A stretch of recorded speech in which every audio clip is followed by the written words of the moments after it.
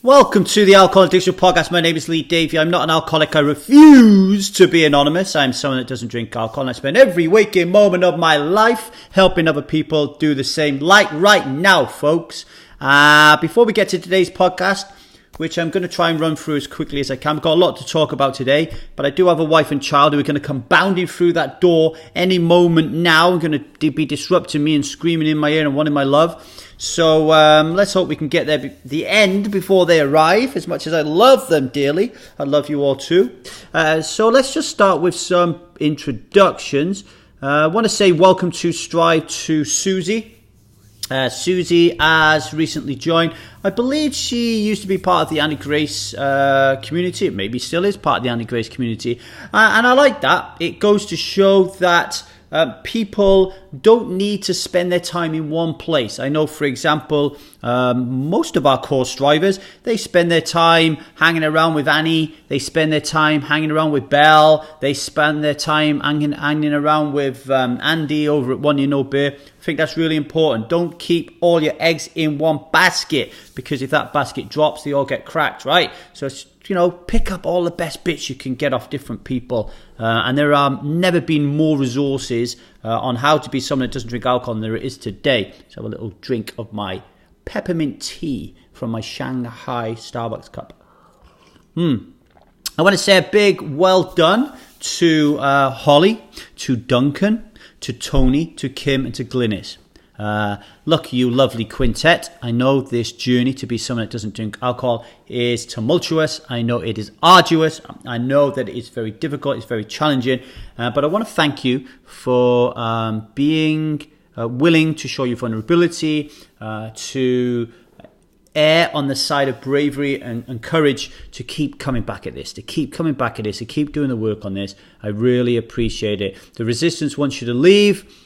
I'm telling you to stay, and you're doing a good job. Thank you, Holly, Duncan, Tony, Kim, and Glynis, all right? I love you, and you're a part of this Strive family.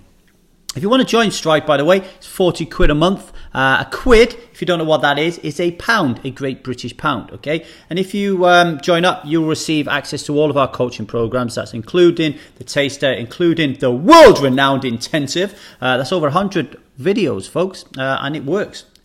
You've got a community forum of like-minded people, shared empathy, shared trust that can help you out there. Also advice and mentorship from our ambassadorial team and our coaching teams. And this week we've always had ambassadors. They change and swap and change. At the moment we have 4. We have Craig, we have Stella, we have Laurie, and we have Nikki. Nikki takes care of Australasia. Laurie takes care of North America. And between them, because we're such a fucked up nation, Stella and Craig take care of the UK. Okay, but we also have 2 coaches at Strive now, Vinnie Grant and John Bell. And if you look through the archives of the Alcohol Addiction Podcast, you'll find podcast episodes with both of those. Vinnie Grant is a transformational coach, and John Bell is more on the integrative side of coaching, personal coaching.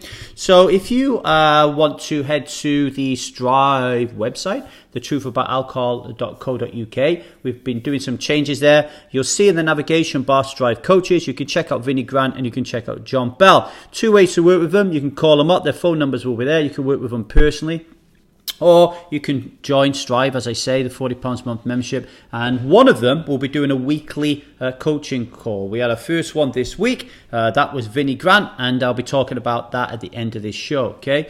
What else did I want to talk to you about? Oh, yeah, on this subscription malarkey. If you pay the 40 quid, you come to the Truth About Alcohol, and you think that what we're doing here is an absolute bag of pants, then just let me know, and I'll give you your money back. And also, you can cancel your £40 at any time you want. If you want to watch the Alcohol Addiction Podcast and not just listen to it, then Google Lee Davy YouTube and you'll find all our videos there. We're working on a curation site with some of the best podcast episodes, or trying to make it easier for you to find the podcast episodes that relate to you, and we'll slap them on the website when we get around to doing it.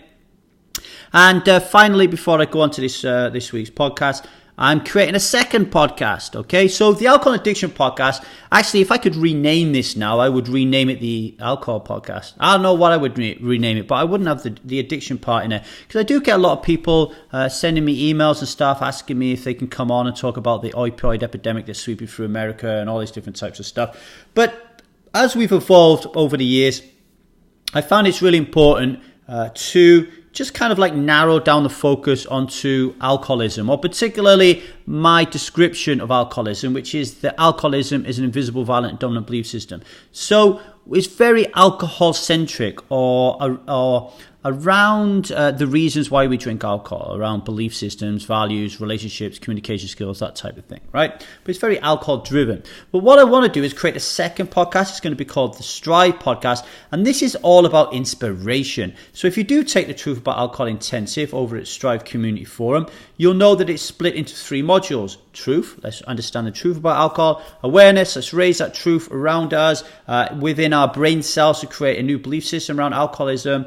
And 3, freedom. How do we reassert ourselves into a society that thinks drinking alcohol is the fucking nuts, right? How do we do that? So freedom is all about, to me anyway, it's all about understanding who we are and understanding that actually there are no special people in the world, right? There are no special people in the world. We're all unique. 7.5 billion people are all different. We're all unique, but there are no special people in the world. We all have the capability to do whatever the hell we like. We think about our like biggest star name in the world or whatever. We can be as good as that person if we're willing to do the sacrifice and all that kind of stuff. Physical limitations aside, obviously. If you're 2'4", you're not going to be an NBA star, and if you're 6'8", you're not going to be a jockey. But it doesn't stop you working in those areas if you love them, right? And that's what the Freedom module is all about, living a fulfilled life. So on the Strive podcast, I'm going to interview a lot of the people I've interviewed on the Alcohol Addiction podcast, actually. But instead of talking about alcohol, I'm going to talk about their life.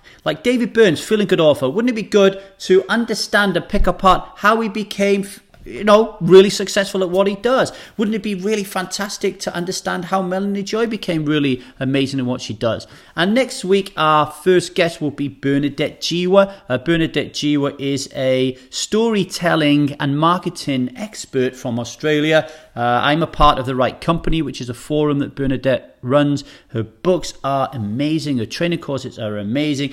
And Bernadette knows this, obviously, but she is a real core reason why Striving the Truth for Alcohol feels like it does, right? I love her, and I love her work immensely. She's going to be on the podcast, and we're going to be talking about how she it's become a success, right? And we're going to be following the Hero's Journey Roadmap, doing that with Bernadette, and that is going to be our new podcast, the Strive Podcast. Okay, right. Let me have a deep breath here and another cup of tea. Right, before we go any further, if you haven't already done so, please go back to the Race Meet Trigger Part 1 podcast, right? There's a hint in the title of this one, because this is called the Race Meet Trigger Part 2, that you really need to watch Part 1 before you watch Part 2. Otherwise, you won't have a clue what's going on, right? Really won't have a clue what's going on. Do not go forward from this point on if you haven't listened to Part 1. Go back to Part 1, right? Now, I want to start by describing the trigger process at Strive again, okay? So at Strive, we have various different categories where people write in. One of them is called the check-in section, where people write how they're feeling emotionally and what they've been up to on a daily basis. There's a help and guidance category where people can ask for help and guidance or offer help and guidance to other people. But there is a trigger category, and it is the most important category, and it is the most underused category. It's underused because in order to use it effectively, you have to be vulnerable. That means you have to reveal your shame and your guilt, and you have to be courageous and brave. And a lot of people don't want to go there, right?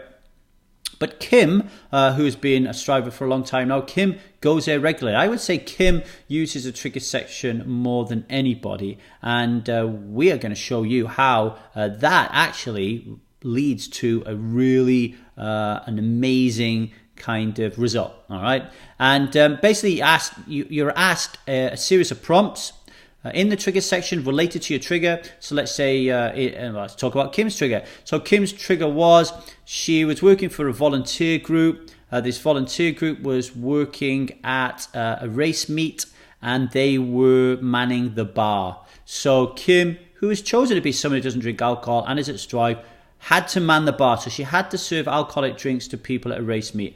Now, I don't know about you, but the last race meet I went to, I got fucked off my tits. Everybody was smashed. It's who cares about the horse racing, right? It's just all about getting drunk. And here is Kim in the middle of all that, serving this poison to everybody, and obviously she gets triggered, okay? So in part 1, we went through that trigger process. Kim went to Strive, she answered the prompts, and we went through how I respond, and other Strivers and the other ambassadors and peer group members over at Strive respond to try to help Kim make sense of the trigger. So ultimately, she's trying to get to the root cause of why she had a drink, and the prompts help to provide some rational and logical framework for her to, at some point, get to a point where she's able to pinpoint with laser-like accuracy what the actual problem is. In general, it's going to be an emotional problem, and then we can bring in the experts to deal with that emotional issue. All right. So if you listen to part 1, you would know that I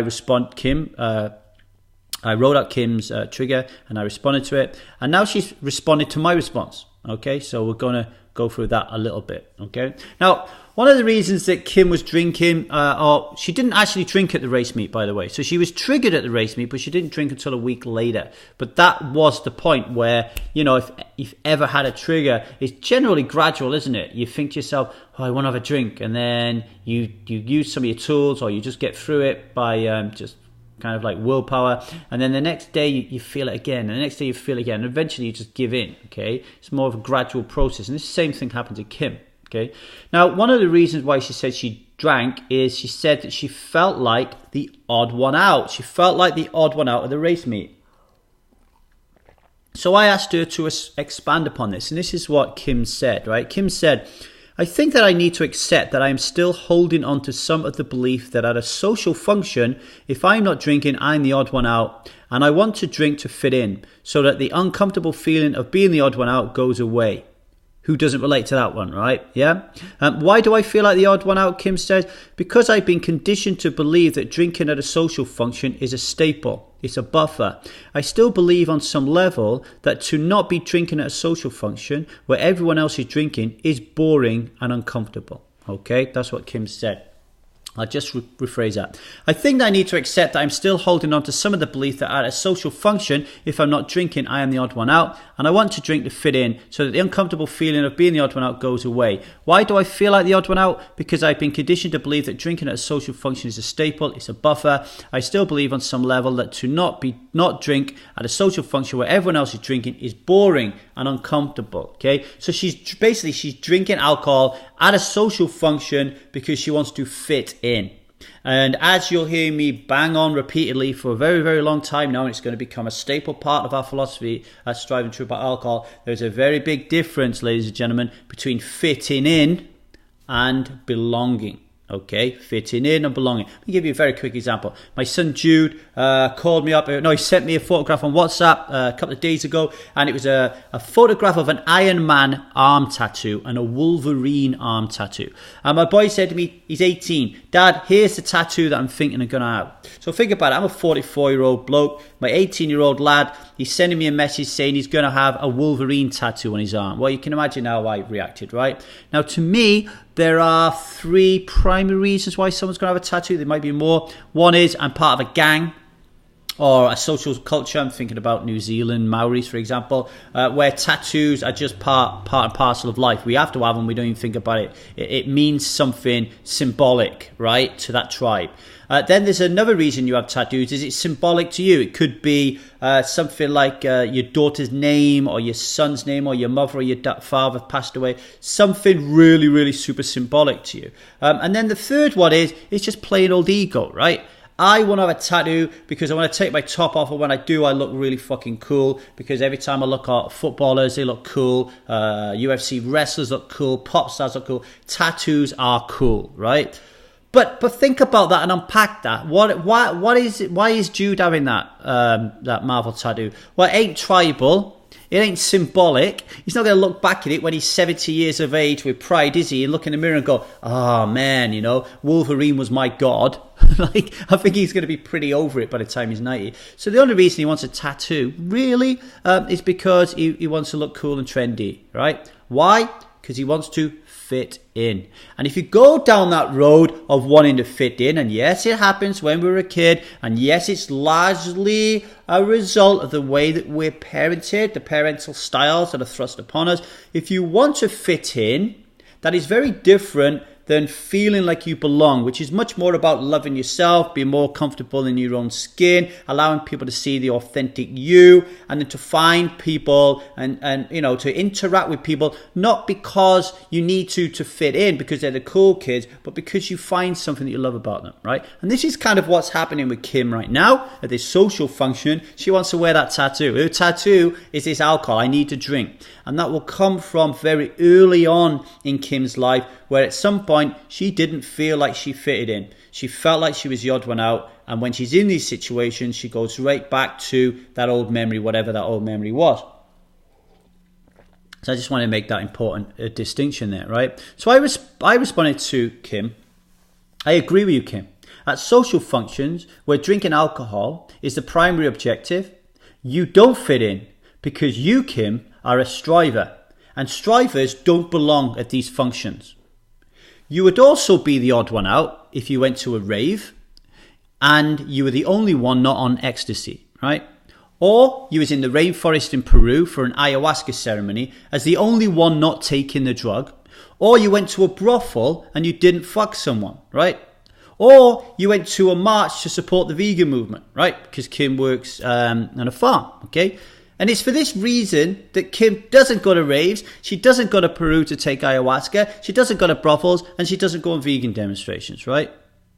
I'm not against putting ourselves in uncomfortable situations, I said to Kim, but not when it threatens our health and wellness.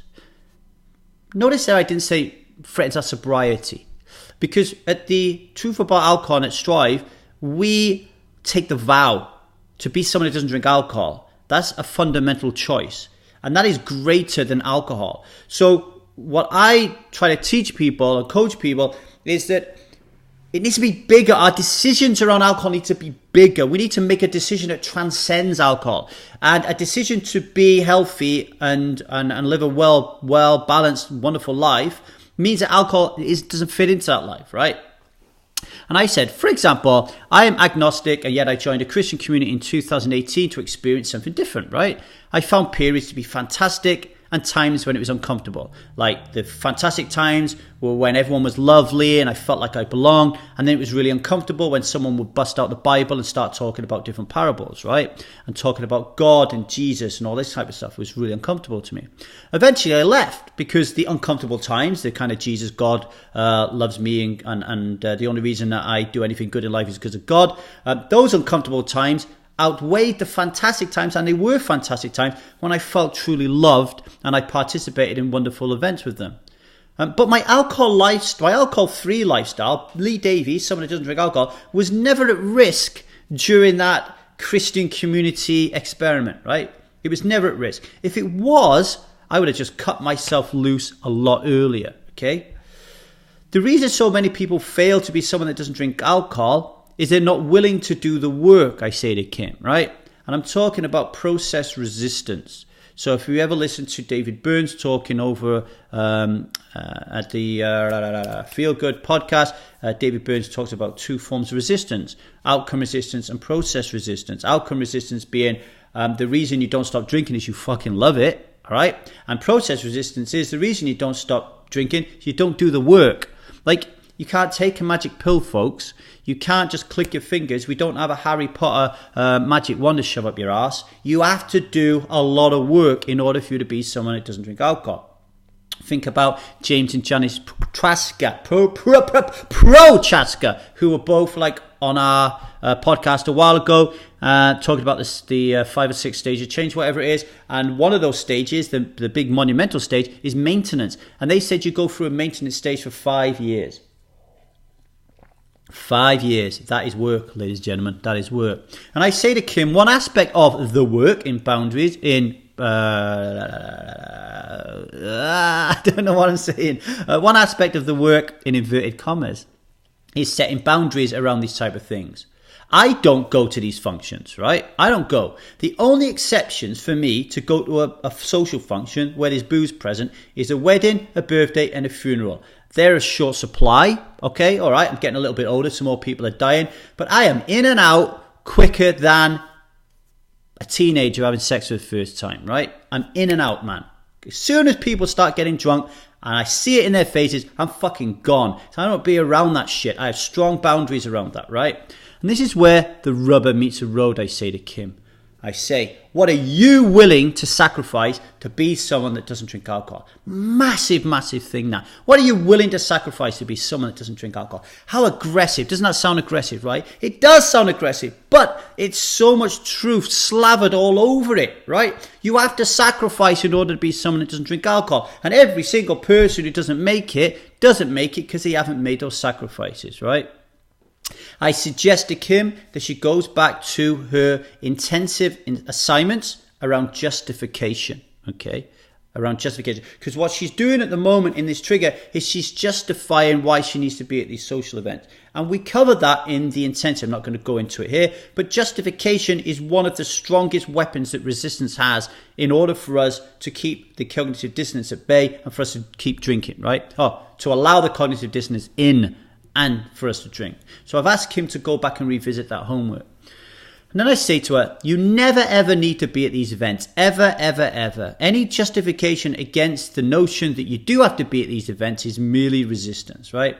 It's tough, but it boils down to how badly you want this. The longer you avoid these social functions, the stronger your rewiring around alcoholism becomes, right? And by the time that you've really become someone that doesn't drink alcohol because you haven't even been to these things anymore. So you've allowed yourself to avoid triggers and, really kind of rewire these neurological connections that tell you that alcoholism is a bad thing and only alcoholics suffer it and that alcohol is wonderful and normal and I'll be all right if I drink it as long as I'm not an alcoholic. If you rewire all that bullshit to understand that alcoholism is an invisible, violent and dominant belief system, by the time you're strong enough, like I am today, okay, I can walk into any social function whatsoever and the thought of drinking is enough to make me fucking want to put my head through a wall. It is never going to happen, right? But by the time you get there, Kim, you won't want to go there. So it's really funny, right? It goes full circle. Now it's like, I need to be there because I want to fit in. But when you become someone that doesn't drink alcohol and you're strong enough to be there without drinking, you don't want to go there anyway because you realize this kind of dichotomy between fitting in and belonging. You get it. You've learned it. You understand it. So you don't want to be there because you don't belong there. You don't belong in a rave taking E. You don't belong in Peru taking ayahuasca. You don't belong in an opium den snuffing opium. You don't belong in a brothel having sex with people because you're married, right? So you don't go to those places. You understand that. But you don't understand that about alcohol yet. But you'll get there, okay? Kim says that she ignored the warning signs. So she said there were warning signs building up to working in the bar. So I've asked her, hey, let's just be a little bit more specific here. Are these warning cliff ahead signs or are they warning slow down signs, right? Because a slow down sign is a non-declarative memory, and a non-declarative memory is an automated process. It's like going to an ATM machine and typing in your PIN number without even knowing it. Driving a car. These are non-declarative memories. Well, we'll have the same with alcohol. We'll walk into a bar and we'll think we want to drink. That's a non-declarative memory, right? They exist until they don't exist, and they don't exist after you've done enough of the work.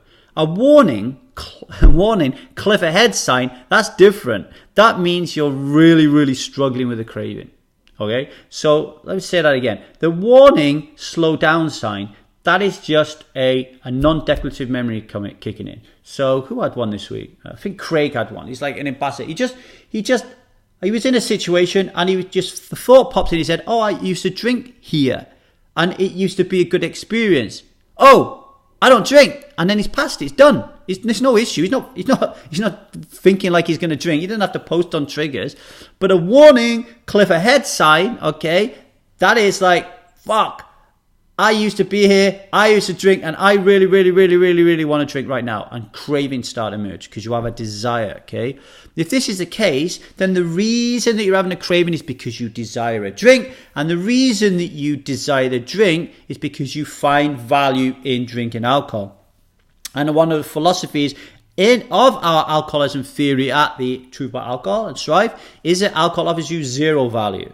And when you realize that alcohol holds zero value and you accept it as part of your belief system, you will not feel the desire to drink alcohol. I believe that. It's hardwired into my marrow and my cells, so I'm never going to want to drink alcohol, okay?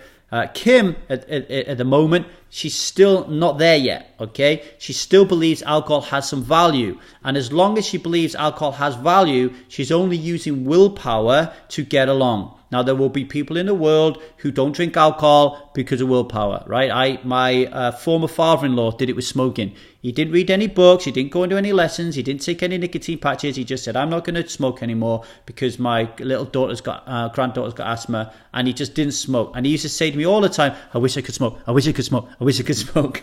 And I was like, fucking hell, that must be driving you mad. But he never did smoke, right? Those people are few and far between. Most people crack. So Kim says, let me explain, she says, I think the warning signs were just non-declarative memories because I hadn't been strongly triggered for a couple of months leading up to this. If I moved through the thoughts and implemented my armory, instead of grabbing the thoughts by the tail when they passed through, then I wouldn't have drank in the end. Once again, I panicked because I had cognitive dissonance. I wanted to end the conflict that I had created by being triggered and yo-yoing. So I said, fuck it, and had a drink, right? So there's a couple of things there. What Kim's not doing is she's not using her toolkit. All right. Everybody needs to have a toolkit. If you don't have one, get one. Right. We're actually going to work on building one for you at Strive. Actually. So when you feel like you have a drink, you need to widen the gap between stimulus and response. Stimulus being I'm triggered, response being I'm going to drink a bottle of vodka, right? We need to widen that gap because the wider that gap becomes, the less likely you are to drink alcohol, okay? Kim didn't do that in this case. She didn't want the cognitive dissonance to come back. She didn't want this internal debate about, oh, I'm a member of Strive and I shouldn't drink. Oh, I really want to fucking drink. Oh, I shouldn't drink, it's poisonous. Oh, I love it. I'm going to get off my tits and numb all my pain, right? She didn't want that fight. But it's really important for a striver to have this conversation with myself and her peer group and her ambassadors because we know that Kim is obviously feels his value in alcohol, so we can help work on that with it, right?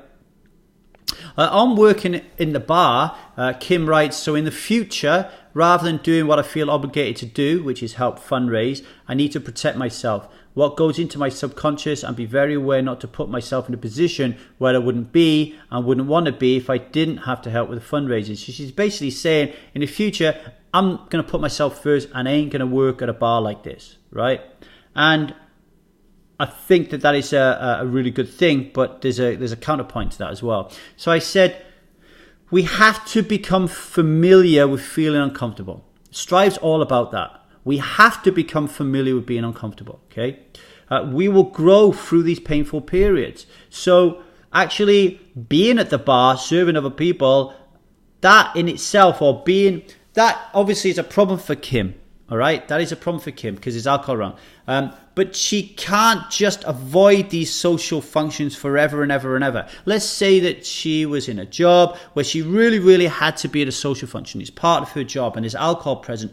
She cannot not go there. If someone really close to her died and there was alcohol there, she had to go. If there's a wedding, she has to go. So even though she can leave early at these events, she has to learn to go to these events. You cannot just hide yourself in the bedroom, because if you hide yourself in the bedroom, then all of a sudden life becomes intolerable, it becomes boring, you develop agoraphobia, and I get blamed for it, and you think that this, giving up drinking is a lot of crap, right? So you have to be uncomfortable. And part of the toolkit is actually surfing your emotions, is surfing your feeling. So a lot of people say things like, oh my God, the addiction was so terrible, I couldn't fucking take it, I thought I was going to explode it, blah, blah, blah, blah, blah. And generally, when I say to people, well, let's go through this feeling with an intense microscope on it, right? Let's really look at it and really journal how you really are feeling. The whole episode is done in seconds. I liken it to exposure therapy. I heard David Burns once say that he dealt with a young lady who had a fear of lifts, going up and down a lift, right? So how did he deal with that? He put her in a lift. She started having a panic attack. He told her that, he would be with her through the panic attack and she wouldn't die, and he would be there to help her medically if she had a problem. And then he went up and down the lift, up and down the lift. And eventually she says, "Can I get out of this lift?" And David Byrne's going, "Well, no, we're trying to kind of cure you here." And she's like, "Well, I think I'm cured because this is just boring and I'm not afraid at all." Right? We over dramatize our issues, particularly around alcohol, because resistance wants us to over dramatize them because it wants us to drink. It's part of the deal, right? But it's bullshit. If you really look at this laser-like focus, then the actual trigger, "Oh my God, I need to have a drink," it's just nothing. It's like uncomfortable. Like being punched in the face, that's painful. Thinking I want to drink of alcohol is not painful, folks, right? We need to put things in perspective. So I just said to Kim, like, imagine in the future you become a novelist and you have to do a reading at a local bookstore, right? Now you're around unfamiliar people, you're in a strange environment, and these are two issues for Kim: unfamiliar people, strange environment. We can't use alcohol to handle that situation. You cannot get drunk when you're going to be in there. You cannot be drinking when you're in there, right? I mean, you can, but you don't want to do that, right? You just want to go in there and experience these people and experience being the novelist in that spot. You cannot use alcohol to use all these different experiences. And I just said, thanks for sharing that you feel isolated and unsupported. Free alcohol-free journey. It's not a nice spot to be in. Happened to me when I stopped drinking, and it did. Nobody understood me. I lost everybody. So I totally get what Kim's coming from. The example, don't go on. So, drinking only causes isolation, says Kim. Okay, drinking only causes isolation. I've said a more accurate statement is drinking masks our isolation, and when we stop drinking, we uncover that isolation. So let me tell you that again, because it's important. Kim said drinking only causes isolation, and I've said drinking masks our isolation, and when we stop drinking, we uncover that isolation. So what Kim is saying here is she's drinking at this event and she's drunk at other events because she feels isolated. She feels disconnected. She feels like she doesn't belong. She feels like she needs to fit in. Who feels like that in the world? Raise your hands, right? Who feels like that? They feel different, okay? But what she's doing now, though, is she's understanding and taking responsibility for her actions. She's not blaming anybody else. She's saying, well, actually, when I think about it, although I think drinking helps cure my isolation, I can actually see that drinking causes my isolation. It not only causes her isolation, it allows the isolation to continue. Okay, it breeds it. It gives it energy. All right. What I'm saying is, no. A lot of us always feel isolated. Right? We always feel isolated. We've always felt uncomfortable around people. We've always felt disconnected from our society and our people, and we've always felt uncomfortable. All right. But we've never really thought about it, and we've never really challenged it deeply. We never really talked to people about it or philosophized about it because we've used drinking to mask those issues, to get rid of the suffering. So I said to Kim, maybe you could express what your isolation feels like. What does it feel like? Where does it come from? How does it continue to exist on a daily basis? And I've also said to Kim, if you struggle to write out those feelings, create a vlog. Create a little video like I've done now and post it on Strive, which, Strivers do regularly, just to get it out. But I think just saying, I feel isolated, that's why I drink, is not good enough. We need to know why you're feeling isolated, right? You need to get to the bottom of it. And this is why the trigger category exists. So Kim says, I think my isolation comes from the feeling that I don't fit in. I'm not from the outback, says Kim. I grew up in a large regional town. I moved to the outback when I married my husband, and she was 21 when that happened, right? The lifestyle was and is very different to what I was used to.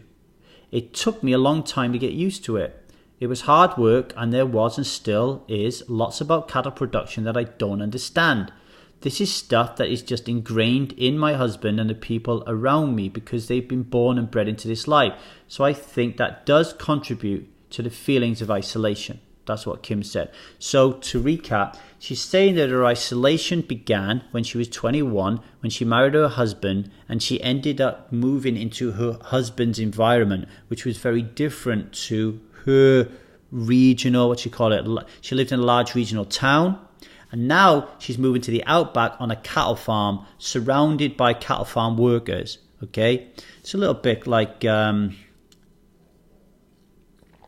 I stopped working on the railway, and when I lived in Ogmore Valley, which was a little mining village of 3,000 people, and I decided to travel around the world with the poker community. It's like moving from an ordinary world into a new special kind of world, right? Which is like part of the hero's journey, which is what we cover in the intensive, okay? But it's very, very challenging for us to adapt to a new environment, because as human beings, we're designed to not need to do that. We're highly adaptable creatures, but we don't want to do it. It's too much effort, too much energy. We just want the same thing to happen every day, because it's easier for us to kind of our brain to deal with everything. So I responded to her and said, your writing reminds me of my move when I was 10 years of age, when I moved from England to Wales. Okay, I felt like it was like a completely different world to me. I desperately wanted to fit in. So much so that in my haste of wanting to fit in, I created a monster that I'm still fighting with today. This is why fitting in is so bad. So bad. I became a joker. I messed about. I became the class clown. But I also became very aggressive. I developed a little man syndrome. I defended my Englishness with violence. When people bullied me and called me an English cunt, and people called me a chink, I was violent, because my dad taught me to fight with these people, and I would be fighting all the time, right? And I hated it. It was terrifying to go to school sometimes. It was horrendous being the odd one out. And because I wanted so desperately to fit in when I was younger, I've actually created a young lad, Jude, who desperately wants to fit in. And in my relationship with Liza and my friends and stuff, I could be a real pain in the arse, because that little lad, that little 10-year-old still exists within me, and I still haven't healed him, okay? I still haven't had a little chat with him and sorted that out. So that, to me, is really important to know that, okay? Fitting in is a direct opposite of belonging, and it's a foundation of a fixed mindset. You know, stumbling onto Carol Dweck's work, fixed mindset versus growth mindset. At Strive, we want to attain to have a growth mindset, but I would say 99.9% of people who come, including me, at the core, have a fixed mindset, okay? And a fixed mindset leads to needing to fit in, narcissistic tendencies, ego, all that kind of stuff, right? So at Strive, we want to help people to find true belonging and move into a growth mindset, okay? So, but I think there's so much more for you to unpack here. So what I'm saying to Kim is, yeah, I get it. You moved from a regional town to the outback, which is similar to me moving from England to Wales. Everything's different in the outback, which is similar to everything being different for me in Wales, or everything being different for me when I moved into the poker industry. But I think there's more here. I think the isolation, there's something more. Like, why can't Kim feel like she belongs in the outback? Why can't that happen? There's something else there. So I've asked her to have a think about that. And I've given her another example. I said, I'm in Los Angeles for 6 months. I'll spend 95% of my time with Liza's family, right? Now, Liza's family, when they're together, they speak Korean. But I don't speak Korean, okay? And I'm not familiar with Korean practices and culture, all right? They're also very religious, and I'm not familiar with religious practice and culture, right? You could argue that the two are similar, moving to the outback or, being amongst Koreans, are two very different cultures. You can't argue that. Yet I don't feel isolated here, right? I don't feel disconnected. Because even though I don't know Korean, my mother, my father-in-law, my sisters, my brother-in-laws, my nieces, my nephews, all of Liza's Korean friends, they make me feel like I belong, okay? They see me, they hear me. They're always making me the focal point of attention. They're always asking questions. They're always making me feel comfortable, all right? And I asked him, how does that make you feel? Like, how does that make you feel? And I left her to ponder that, yeah? What else we got here? Let's have a look. take a deep breath, have a cup of tea. I hope this is helpful to you folks. Kim then said, what I can now see is that I understand this is the nature of drinking alcohol, she says.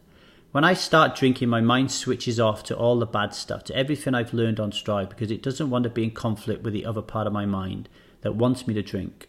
To silence the conflict, I have a drink.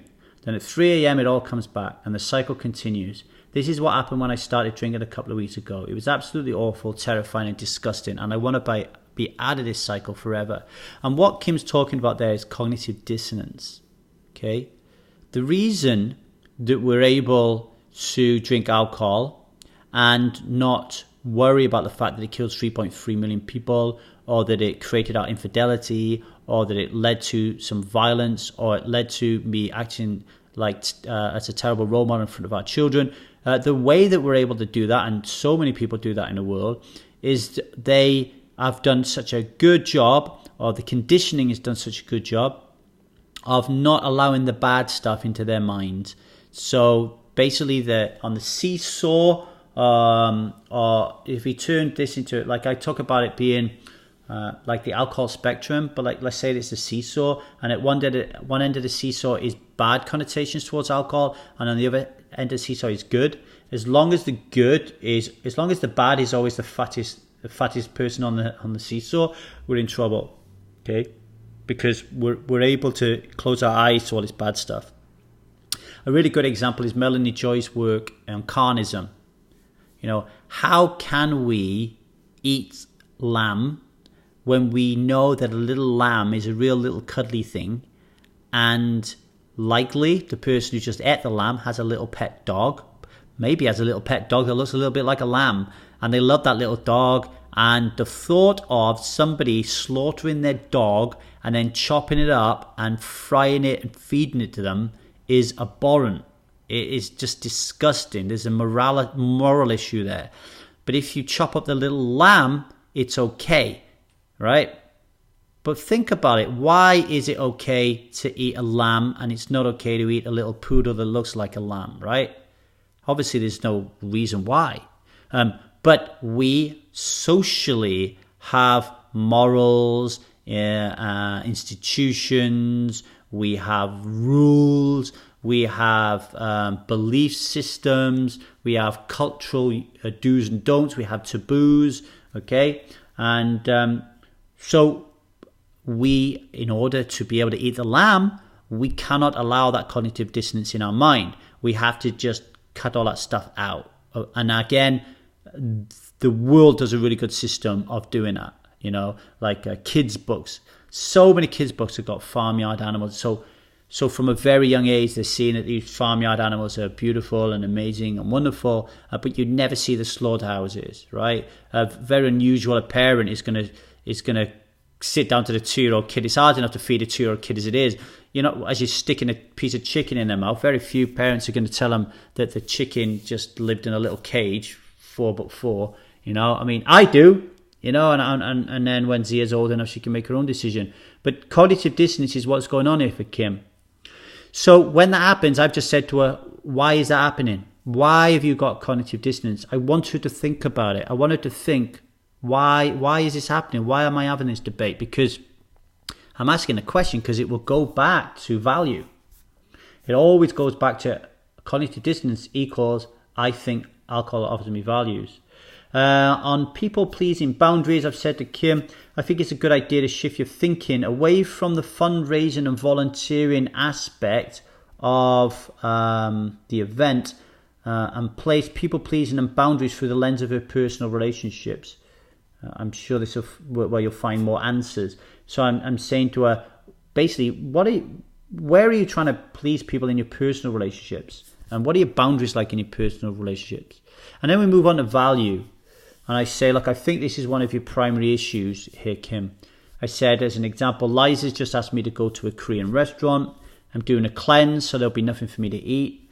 However, now I've been asked, the thought of eating Korean food has more value than the long-term feeling of annoyance I will have for breaking my cleanse cycle, right? I also know that once I start eating the food, it's going to taste really good, and that value is going to be stronger than the long-term annoyance. So my reality is, I want to eat Korean food and I want to fucking eat it now, right? The cognitive dissonance has entered my head. That means it's only a matter of time before I succumb if I don't change something, right? I said to Kim, you have to accept that drinking has tremendous value for you. Stop pretending that it doesn't. Like, come to terms with that truth and then ask, what now? Okay? I did go and eat Korean food after I phoned them to ask them to make me something that I could eat. And I had to go outside of my comfort zone to do that because I felt uncomfortable, like I was an inconvenience, like I was a pain in the arse, right? And for me, that's a boundary issue that I need to work on. I need to have great pride that I'm a vegan, and I need to have strong boundaries. And part of that boundary needs to be, I need to ask them with some assurity, I'm vegan, can you make me something please, right? Same here with the alcohol stuff. Kim's responded with some questions, actually. Why do I have these thoughts and cravings and Lee doesn't? I still believe there is value in alcohol, ? So she's still not sure. My unconscious mind hasn't caught up to my conscious mind yet. I haven't built the muscle I need to move through the urges. Is it all of the above? Like, she's asking those questions because Kim's been working on this for quite a while. Now, it's really important here to note that this trigger of Kim's is something like one drink in episode in like 3 months or something. I mean, Kim will put me right on this. But in terms of how much she's drunk this year, it's minimal. Yeah, it's next to nothing compared to what she used to drink. But obviously at Strive, we want to be 100% someone who doesn't drink alcohol. Means I don't drink alcohol at all, right? She says Lee Davy doesn't crave alcohol because he believes there's no value in drinking alcohol. I don't think there's any value in drinking alcohol. That's why I don't drink. Kim obviously believes there is, or she wouldn't have cravings. That's Kim's own words. She said, I'm finding it difficult to answer this because I'm basing it on what I was feeling at the time and not how I'm feeling now, she says. During that last drinking binge, I listened to Annie Grace the whole time I was drinking. I would listen to her during the day and I would drink at night. By the time I got to the last day of listening, I couldn't wait to not drink anymore. I feel like something in me has shifted, she said. I think the overall value has definitely diminished after this experience. However, I still don't want to attend social functions where there is lots of drinking around me. Is this just because it's not engaging? Is it because it's in the evening and I'm tired? Or is it because I simply don't enjoy them? Or is it all of the above? She said, I don't know. Basically, she writes, So, I'm just saying, look, Kim, you're right. I don't drink alcohol at all. Every cell in my body believes this, that alcohol has no value. I'm rarely around alcohol. That's a really important point, right? I hate this stuff. So I deliberately do not want to be around it, right? It's not because I don't want to be around it so I can protect my status as being someone who doesn't drink alcohol, because I don't crave alcohol. But I don't want to be around it. Same as I wouldn't want to be around people who shoot up with heroin needles and stuff. It's just not a place I would want to be. I wouldn't want to be around a neo-Nazi rally. Like I wouldn't want to be around a meat march. Like I just wouldn't feel comfortable, right? It's not what I want to do. I designed my life to be this way. And this is what the freedom module is all about. We don't just let life happen to us. We design our life, right? I said, you're drinking alcohol because it has value for you and you'll continue to drink it, so it changes. I said, when I went to Johannesburg, I had never seen so many black people in my life. Like, had I stepped out to the car, and my guide wouldn't let me step out of the car, I would have been the only white person there, right? It would have made me feel incredibly uncomfortable, right? Being the only white person surrounded by so many black people, okay? Reading her trigger, I was drawn to this memory in Joburg, and it made me feel sad because I think the world of Kim, right? And it doesn't sound as if enough people has her back, and it feels like enough people doesn't have her back to make her feel like she belongs, right? This has to change in capital letters if you want to be someone that doesn't drink alcohol. These social events are making you incredibly unhappy. If I was you, what advice would you give me? Probably would be love yourself, right? Put yourself first. Now, I'm a hermit, and that's not ideal, but I know it's my responsibility, okay? If I want to have a zillion friends, then I need to make the effort. Lee Davy needs to make the effort, but I choose not to, and that's on me, right? But it doesn't lead to me being triggered to drink alcohol. If it does, I would be straight out there trying to get friends. But for Kim, it does. So there needs to be something that changes in her life. She needs to create a new life. Now, I'm not saying she needs to dump everybody in her current life and go and get a new life like I did, but she needs to narrow down to the absolute reasons why she's drinking, and I'm pretty sure you would have come to the same conclusion as me after reading this, that it's all around fitting in and belonging and feeling like she's connected. And then thinking how she can change things or change her thinking or change her physiology, or change your environment or change your friends, or, and changing your friends doesn't mean ending your friendship. Changing your husband doesn't mean ending your relationship with your husband. Okay? Now, if you can tailor those things to live a fulfilled life of belonging and happiness, then there is going to be no issue, right? There's going to be no issue. I said people think Strive is about quitting alcohol, but it's not. The most important part of the intensive is the freedom module, but only if the person going through the assignments is taking action. I said to Kim, imagine if you didn't feel the need to fit in.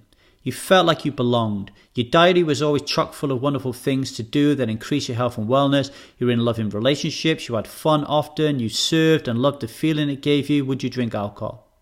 Like fuck would she drink alcohol? She wouldn't drink alcohol if that's how she felt. So are we going to wait until those feelings just magically happen?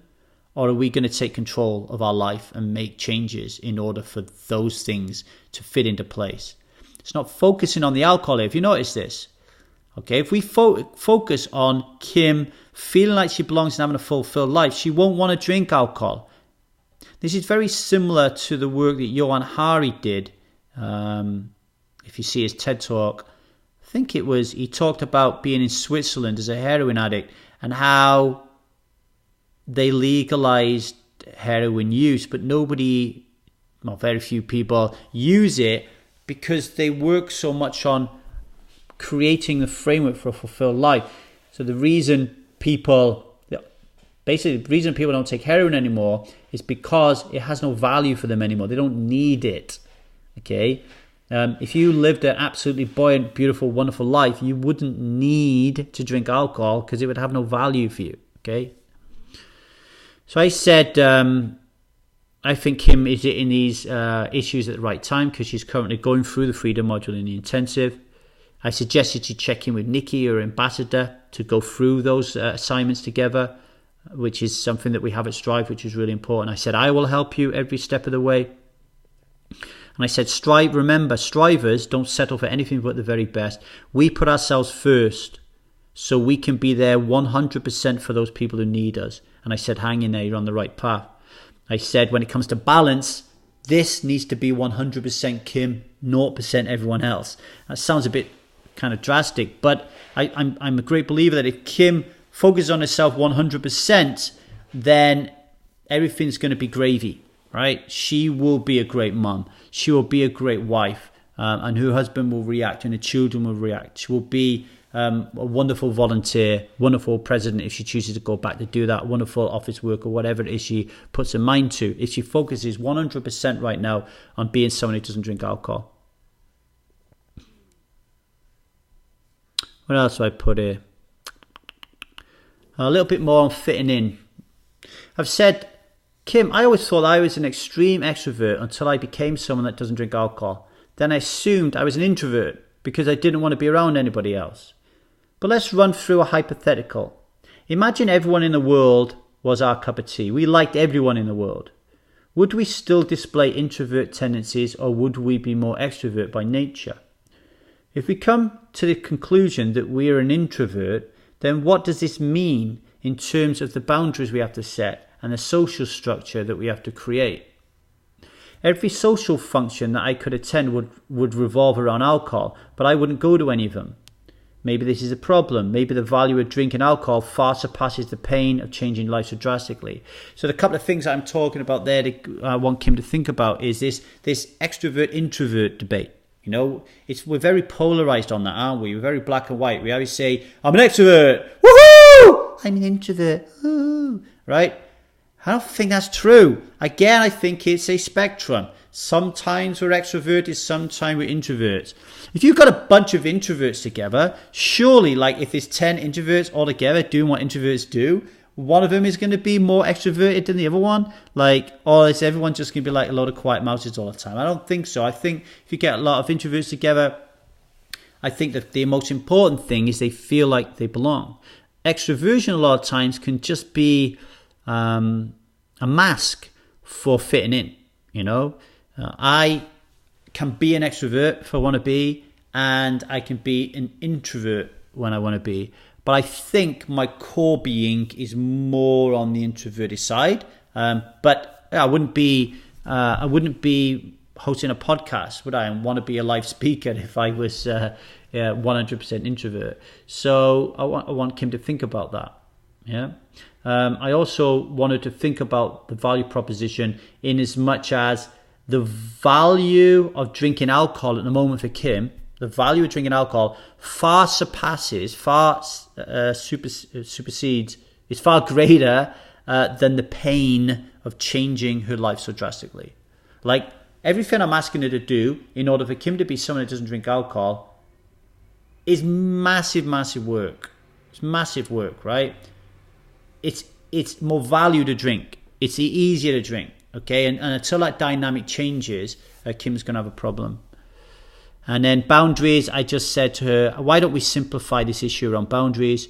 And I just put a statement to her. I, Kim, am someone that doesn't drink alcohol. My time is so precious to me. I'm not going to waste it by attending events where I feel uncomfortable to the degree I want to drink alcohol. Right? That's a boundary she could set. Also, I've said to her, she has to come out. She has to come out so she can be you. I remember a good friend of mine rung me once. It was 4:00 in the morning, and he said to me, Lee, I'm gay. And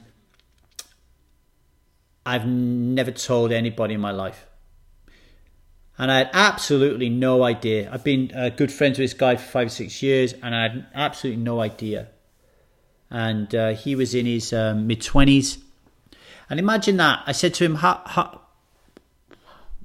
knowing absolutely nothing about being gay, the first thing I said was, like, how long have you been gay? And he said, for as long as I can remember. So imagine for 25 years, or as long as that time span you can remember, being gay, having this sexual orientation that is vastly different to the expectation that everyone around you believes.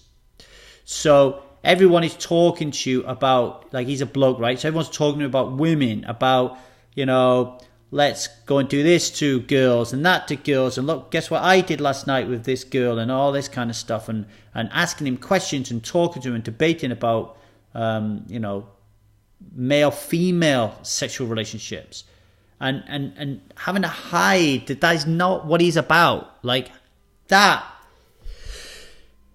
for me, I don't know, it just feels fucking horrendous, you know, and the fact that we exist in a world, and at the moment I'm watching a documentary that my friend created about the Pride rally in Georgia, and I've just been listening to the religious people in Georgia talking about why people shouldn't be allowed to march about gay rights.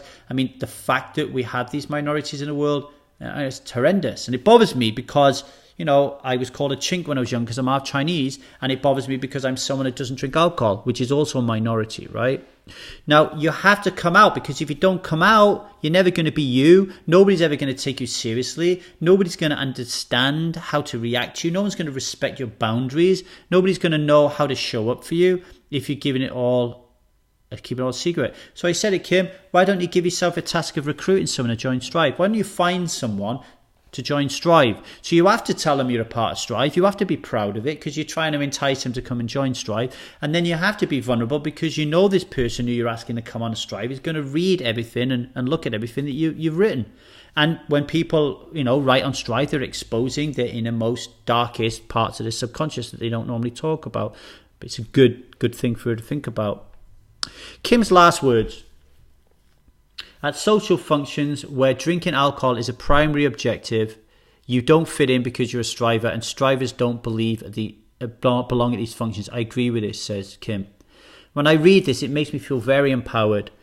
I've been under a somewhat false belief that if I am someone who doesn't drink alcohol and therefore find no value in alcohol, that I should find no problem in attending social functions where there is lots of alcohol because I can see the con and it shouldn't worry me. But this is inaccurate for many reasons, says Kim. Firstly, I'm not at the stage of this journey where I am 100% sure that I find no value in alcohol, which we've already discovered, right? I am 100% confident I will get there, but I still have work to do, says Kim. I like that because there's a recognition and an honesty there. Secondly, these events make me uncomfortable, says Kim. I don't enjoy them and I feel like the odd one out. There's a potential trigger to drink right there. Putting it simply, the only reason I believed I enjoyed these piss-up events in the past is because I would make sure I was pissed enough to get through them. There was no uncomfortableness because I was always drunk. And now I'm drunk, I see that I don't enjoy them. So let me reiterate your words, says Kim. I am a striver. I don't belong at these functions. I don't attend functions which revolve around alcohol unless it's a wedding, funeral, or a birthday. And birthday, I mean the birthdays of my immediate family. I like that statement. Stick it on your bathroom wall. Fuck that shit, says Kim, because I'm done with people pleasing and being unfair to myself by pressuring myself to attend these sort of events when it's not who I am and it's not what I want. I'm a striver, and that means limiting the exposure to alcohol because the exposure does not serve me and does not support my alcohol-free lifestyle. I am someone who doesn't drink alcohol and I'm done fucking with that. And what's more, I'm going to shout it from the bloody rooftops. There may come a time when I'm so solid that I am someone who doesn't drink alcohol that I can attend any event I want, but that time is not now. Now and into the future, I need to concentrate on my rewiring and setting myself for complete success. As I type this, says Kim, I have never been this solid. I have never felt it in my bones like this. Something has changed within me. I feel like my conviction is strong and that Kim finally has Kim's back. And then she says on isolation, I've been thinking a lot about this one, Lee, and the feeling that I'm isolated because I'm not from the outback, she says. There have been many times in the 20 years I've lived this life that I have tried to fit in, but most of the time I've been working very hard to not fit in. Not realising what a negative action this is, I think this has been as a self-protection because I have not felt like I truly belong. For the past 10 years, I've been the driving force of a lobby group for equity of access to education for children in the bush. I gave 100% of myself to that cause because I felt true belonging there. Now that I have stepped away from that organisation, I am once again faced with a lack of belonging. I believe my lack of belonging is not coming from external forces. So Kim doesn't believe it's coming from a husband, a family, a friends or a community. She believes it's coming from a lens that she's been looking through. I believe I am looking through the lens of a 21-year-old new bride. The belief I don't believe belong is strong, and I think it is cultivated by me, not by anyone else. So she's taking 100% responsibility that her thoughts around belonging are her thoughts and that she manufactures them, which is really important. There is a lot to unpack here, says Kim, and I think I need to unpack it from within. I have a massive belief that I don't belong based on events that occurred when I was 21 and new to this lifestyle. I continue to look through the lens, which I don't believe is now accurate. Amazing realization. The pros of me holding on to this belief is that I don't have to be vulnerable. I don't have to risk failure or looking like a fool. I can just say, I don't do this or I don't do that, and I can tailor things to how I want them. The cons is a feeling of isolation and not belonging. She says, I'm really starting to feel like all of what I've described is a possibility. And this is where I said to her, imagine you feel like you belong, your diary is always chock full of wonderful things to increase your health and wellness, you're in loving relationships, you have fun, you serve, you love the feeling it gives you. She's starting to feel like this is a possibility. She said, I've started a book club with a group of positive, amazing women that I love spending time with, but I haven't for a number of years because I've been unwilling to make the effort. The book club is an ideal format for us to come together, but the intention behind this idea is that I want to design a social life I want to have and engage with people that I love to be around. I feel empowered by this. The days of going to booze events out of obligations are over for this striver. I've talked to my friend about starting an online business together, fashion and accessories mainly online, but also traveling to small towns with a van full of our wares. My drive is to make women feel good about themselves and the skin they're in, and also to do something with my best friend that I'm passionate about. I nearly cried then, because what she's doing is she's taking her biggest pain point. I'm 21 years of age. I'm just about to get married, and which is a massive moment in our life. And I'm going to move to somewhere and be in a life that I'm not comfortable with. And she knows how that feels and the terror of that. And here she is now talking about creating something that can make people feel better in that situation. I love that. On the point where I said, reading your trigger and drawn to what did I say to her? I said to her, not enough people have your back to make you feel like you belong, and this has to change if you want to be someone that drinks alcohol, right? Reacting to that, Kim said, Lee, I agree. I haven't had enough people who have had my back. How can I? I haven't been open and honest about my journey, alcohol-free journey. I've flown under the radar. I've not sought the support because I've been unwilling to be vulnerable enough to share my story. How can people have my back if they don't know I need it? I give the impression of being so confident and together when sometimes that is far from what I feel on the inside. I have really opened up to my husband and my daughter in the past few weeks, and it's made a tremendous difference to my well-being and also to the pride in myself for the choices I'm making. I am consciously extending this to my broader circle, says Kim. It all starts with me and the actions I take. I love that. Being vulnerable is a muscle I believe I need to build right now. Thank you for all you're doing to help me through this, Lee. I feel like everything is coming together, like there is light where there was dark, and that I'm seeing things that I require to ensure I'm someone who doesn't drink alcohol that I've never seen before. The puzzle pieces are coming together. And they are coming together, Kim. Okay, they really are coming together. And next week, there is a part 3. Kim said she'd never, ever, ever felt as wonderful and as solid as she does when she wrote that. Well, that was a lie. That was a lie. And you will find out why in part 3 next week. I hope you enjoyed that. I hope it was beneficial to you. If you've got any questions on that episode, either for me or Kim, then email me at thetruthaboutalcohol@gmail.com. And if you have any questions whatsoever, or just want to reach out and talk to me, then email me again at truthaboutalcohol@gmail.com. Okay? Take care of yourself until next week. We'll find out why what Kim said about never being as solid as she was when she wrote that turned out to be untrue. Thanks for listening.